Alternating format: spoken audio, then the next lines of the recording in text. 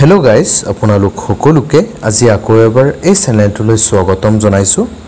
আজিৰ এই ভিডিঅ'টোত আপোনালোকৰ লগত আলোচনা কৰিম আসাম ৰাইফলছ ৰিক্ৰুটমেণ্ট 2024 ৰ বিষয়ে, য'ত 38টা ৰাইফলমেন আৰু ৰাইফল ওমেনৰ পোষ্ট মুকলি কৰা হৈছে।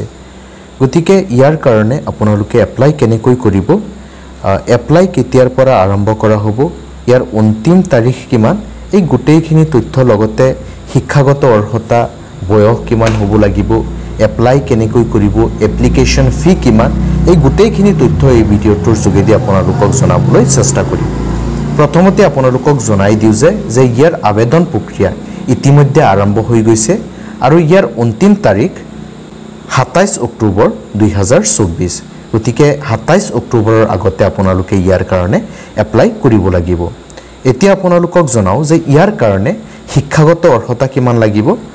আপোনালোকে যদি 10ম শ্ৰেণী উত্তীৰ্ণ হৈছে তেতিয়াহ'লে আপোনালোকে ইয়াৰ কাৰণে এপ্লাই কৰিব পাৰিব আৰু ইয়াৰ কাৰণে এপ্লিকেশ্যন ফি হৈছে আনৰিজাৰ্ভ আৰু OBC কেটেগৰীৰ কাৰণে 100 টকা, SC ST ওমেনৰ কাৰণে নীল হয়, অৰ্থাৎ ফ্ৰী হয়, এটকাও দিব নালাগে।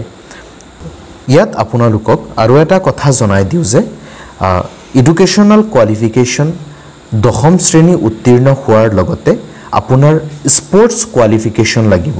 আপোনালোকে যদি international competition, national competition, inter university tournaments, national sports, games for schools, Khelo India university games, Khelo India youth games, Khelo India winter games, Khelo India para games আদি গেমত অংশগ্ৰহণ কৰিছিলে, তেতিয়া হয়তো আপোনালোকক তাৰ পৰা এখন চাৰ্টিফিকেট প্ৰদান কৰিছিলে।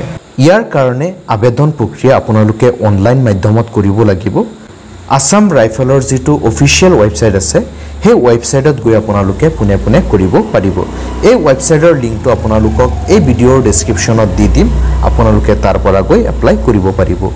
আৰু ইয়াৰ কাৰণে যদি আপোনালোকে অধিক জানিব খোজে যে এপ্লাই কেনেকৈ কৰিব লাগিব আৰু যদি কিবা অসুবিধা থাকে তেতিয়াহ'লে আপোনালোকে ইয়াৰ এটা হেল্পলাইন নাম্বাৰ আছে, সেই নাম্বাৰ কেইটা আপোনালোকে ভিডিঅ'ৰ ডেছক্ৰিপশ্যনত পাই যাব বা আপোনালোকক এই ৱেবছাইটৰ লিংকটো দি দিম, তাৰ পৰা গৈ আপোনালোকে এপ্লাই কৰিব পাৰিব।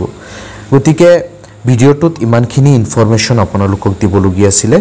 আজিৰ বাবে ইমানেই, ধন্যবাদ। জয় অসম।